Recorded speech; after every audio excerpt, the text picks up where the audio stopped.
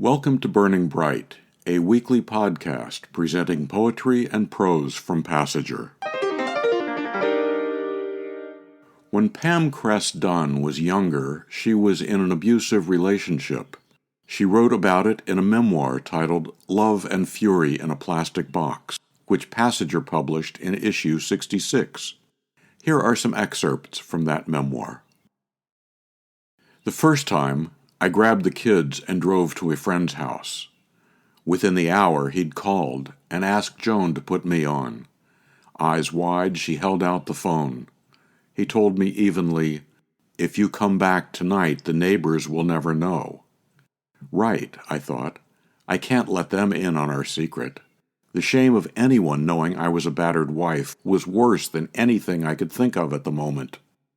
I reloaded the car, explaining to the kids that Daddy really missed us, so we wouldn't be sleeping over with our friends after all. The second time was more dramatic. The day I called and told her I was sorry to bother them, but it really did seem he was getting ready to kill me, she told me they would send enough money so I could fly myself and the kids out to stay for a while with them. Our friendship went all the way back to junior high. Minutes later, she called back.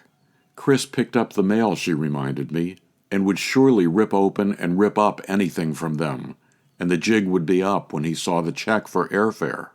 So instead, they had already paid for tickets. 2 seats, one for me and my toddler son, one for my 5-year-old girl. We had to be at the Denver airport by 3 o'clock. Was this me? Was I really doing this? I felt as coerced by my friend as I'd felt with my husband, though I knew she was trying to save me. Unable to save myself, I could only respond to others. Husband: "Don't even think of leaving." Friend: "Get to the airport now." Husband: "You will regret the moment you try to break up this family." Friend: "I love you. I want you alive." As for Chris, I was sure he loved me, but just as certain he might kill me, purposely or not. It could happen. A miscalculated punch, a thrown thing landing too bluntly on my head as I ran down the hall.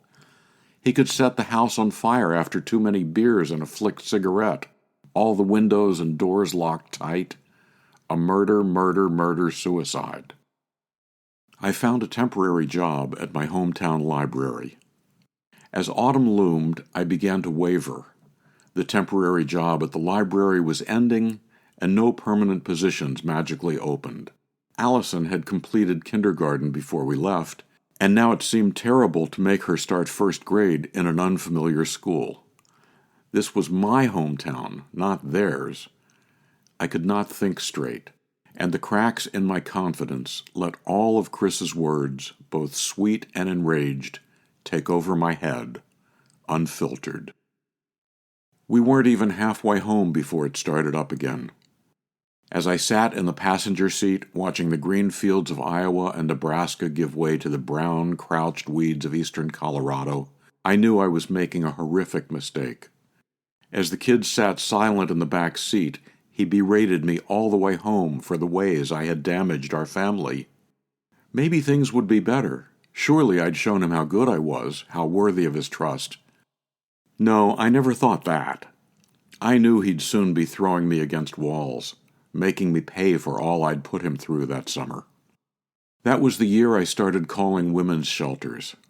When someone asked me if the abuse was severe, I was nonplussed, half laughing.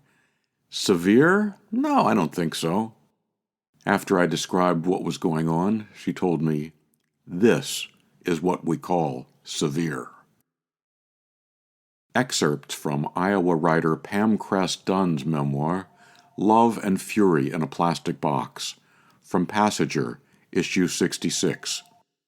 To subscribe or learn more about Passenger and its commitment to writers over 50, go to passengerbooks.com.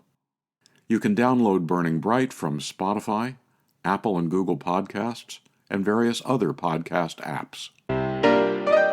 For Kendra, Mary, Christine, and the rest of the staff at Passenger, I'm John Shore.